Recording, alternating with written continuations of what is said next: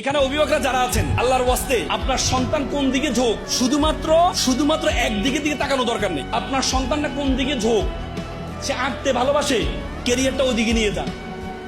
সে খেলতে ভালোবাসে, খেলার দিকে ক্যারিয়ার নিয়ে যান। আমরা মনে করি শুধুমাত্র পড়াশোনা একমাত্র যোগ্যতা না, শুধুমাত্র পড়াশোনা একমাত্র যোগ্যতা না, তবে ন্যূনতম পড়াশোনা তাকে করতে হবে।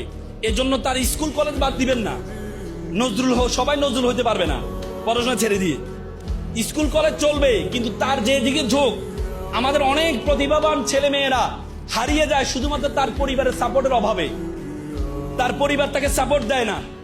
এজন্য আল্লাহর ওয়াস্তে সন্তানকে সাপোর্ট আপনারা দিবেন। সন্তান যে দিকে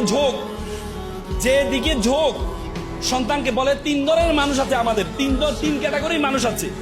একটা হচ্ছে টুরিস্ট মেন্টালিটি, একটা হচ্ছে পিজনাল মেন্টালিটি, আর একটা প্যাশনেট মেন্টালিটি। পিজনাল মেন্টালিটি মানে জেলখানার মেন্টালিটি মানে মা বাবা বলছে তোমাকে এটা করতেই হবে, জেলখানার মনে করে তুমি সেটা করতে যাও। তাদের সফলতা হার মাত্র 5%। পিজনাল মেন্টালিটি বলে এক চোরকে বলে, চোর তুই এত মায়ের কেমনে খাস, বেদে মারলে সবাই খেতে পারে। মানে